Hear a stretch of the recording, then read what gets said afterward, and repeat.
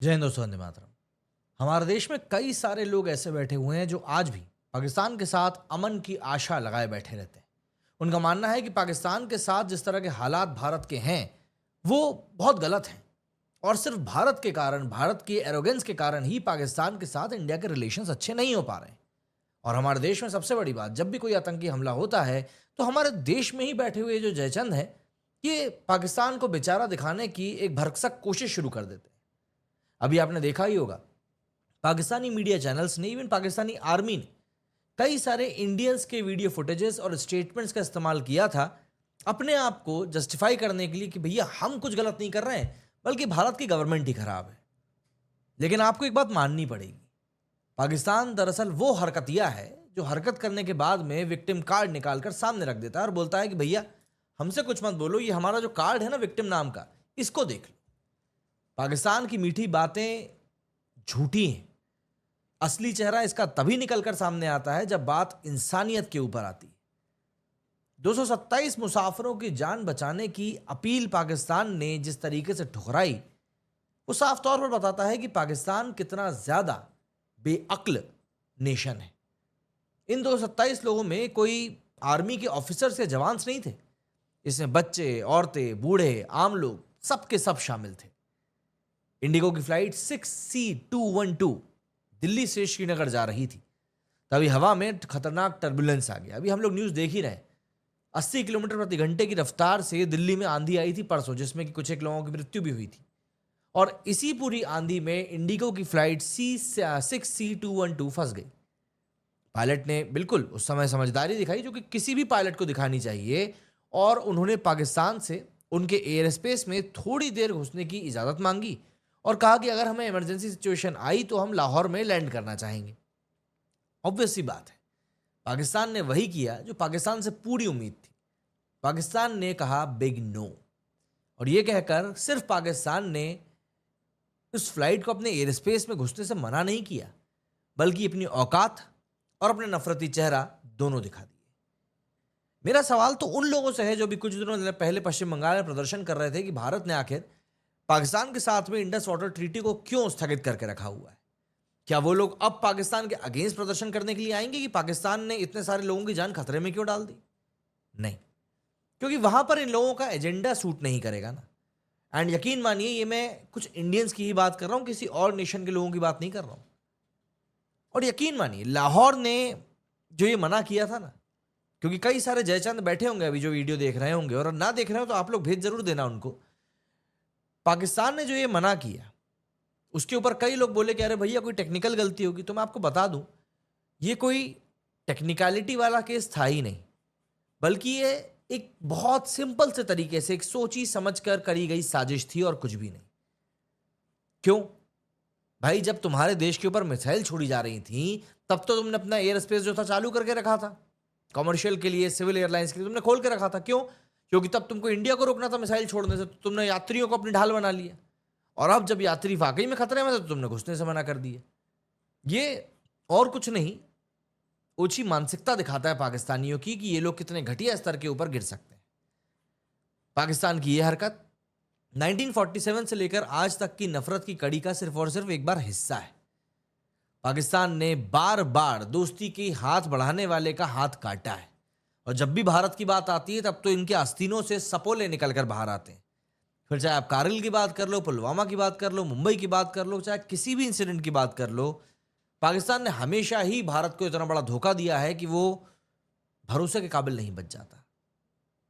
227 जिंदगियां उस दिन सिर्फ एक भारतीय पायलट की काबिलियत से बच सकी।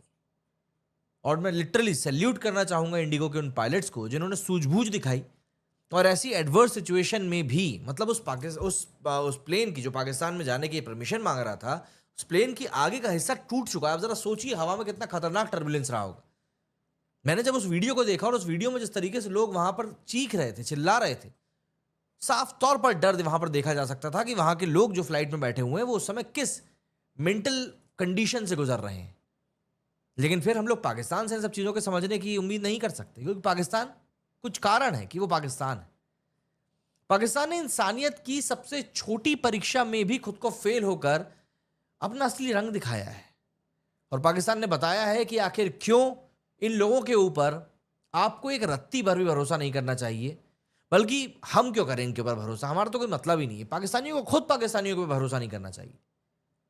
And the most important thing is DGCA ने इस बात की पुष्टि करी, उसके बाद साफ हुआ कि पाकिस्तान ने जानबूझकर वहां पर इनकार कर दिया था मदद देने से। पाकिस्तान पूरी दुनिया के सामने कहता है कि जी हम तो अमन की आशा रखते हैं, अमन की उम्मीद रखते हैं, हम तो दोस्ती करना चाहते हैं, ये भारत ही है जो ऐसा नहीं करना चाहता। लेकिन पाकिस्तान की दोस्ती सिर्फ और सिर्फ दिखावे की है, पाकिस्तान की मीठी मीठी बातें सिर्फ कहने की है। असल में भारत से दुश्मनी उसने अपनी रगों में इंजेक्ट करके रखी है, अपने बच्चों को इंजेक्ट करके रखी है, और ये लोग उस दिल्लू लैंड से बाहर आना ही नहीं चाहते। ये लोग उसी कुएं के मेंढक बनकर बैठे रहना चाहते हैं। पाकिस्तान ने हमेशा हर एक मौके पर भारत के भरोसे का गलत ही इस्तेमाल किया है, फिर चाहे वो पानी हो या व्यापार। भाई पाकिस्तान का हाफिज सईद जैसे आतंकियों को वीआईपी ट्रीटमेंट दे रहा है, दाऊद इब्राहिम जैसे लोगों को वहां पर रखकर पाल रहा है। आप बताइए, जब भारत ऑलरेडी इन सब चीजों को लेकर एस्केलेशन रिलीज कर चुका है, तो फिर इन लोगों को पालने का क्या पॉइंट प्रूव होता है? भाई आज भी भारत का जो सिंधु जल संधि है उसके तहत पाकिस्तान को पानी दे रहा है, कम दे रहा है लेकिन दे रहा है। भारत ने अभी भी बंद नहीं किया है पानी।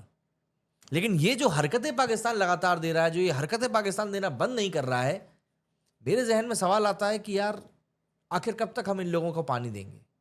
कोई ना कोई दिन तो आएगा जिस दिन भारत का भी बांध टूटेगा सब्र का, और भारत बोलेगा कि यार बस अब हो गया तुम्हारा। एंड ट्रस्ट मी, इंडिया के पास आज की तारीख में इतना पैसा है कि वो उस पानी को रोकने के लिए, डाइवर्ज करने के लिए इंफ्रास्ट्रक्चर स्टैंड कर सकता है। भाई भारत जानता है कि अगर उसने कोई डिसीजन लिया है तो उसको किस तरीके से बैक करना है।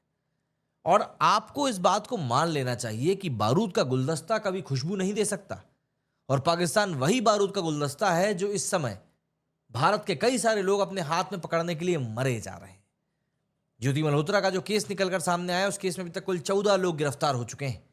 आप जरा सोचिए ये लोग आखिर क्या सोच रहे थे। ज्योति का तो अभी मैसेज भी मैंने एक पढ़ा था, मतलब मेरे को उसने नहीं किया था, बट पुलिस फोर्स ने जो सामने रखा था, मीडिया में जो सामने आया था, कि वो एक शख्स को कह रही थी कि यार मेरी शादी पाकिस्तान में करा दो। ऐसे लोगों तुम्हारे बिल्कुल पड़ोस में रहते हैं भाई। आप सोचिए ना, इन लोगों के ऊपर आप क्या बोलोगे? इंडिगो विमान की जो तस्वीरें सामने आई हैं वो इस बात का लिटरली सबूत है कि कितनी सारी जानें कितने बड़े खतरे में थी, और पाकिस्तान की वजह से 227 लोग मौत की गर्त में जा सकते थे।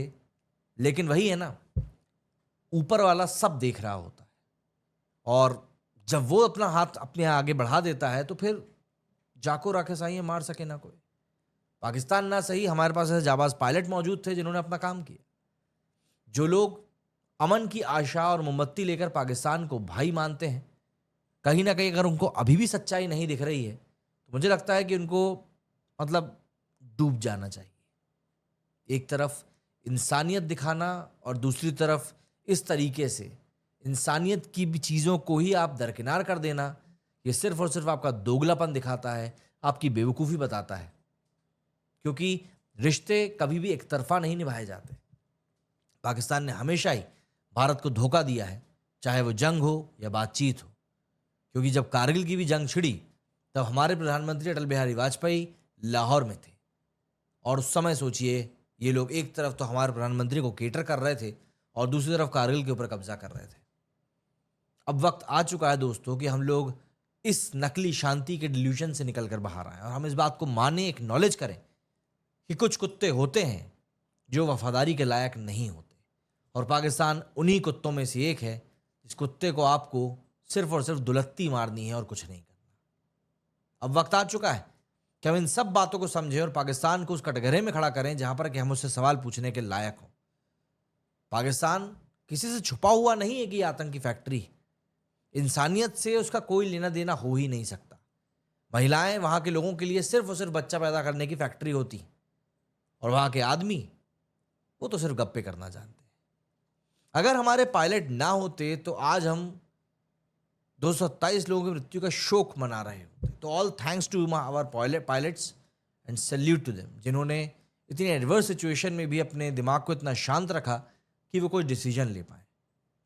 लेकिन फैसला अब आपका है।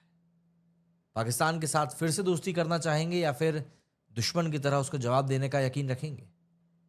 याद रखिएगा, ये जंग सिर्फ मैदान जंग में नहीं लड़ी जाएगी, ये जंग लड़ी जाएगी हर उस मोर्चे पर जहां पर कि पाकिस्तानी आकर आपको कन्फ्रंट कर सकता है। हर एक जगह पर, हर एक मौके पर। मेरे इस वीडियो में फिलहाल इतना ही। जय हिंद, जय भारत।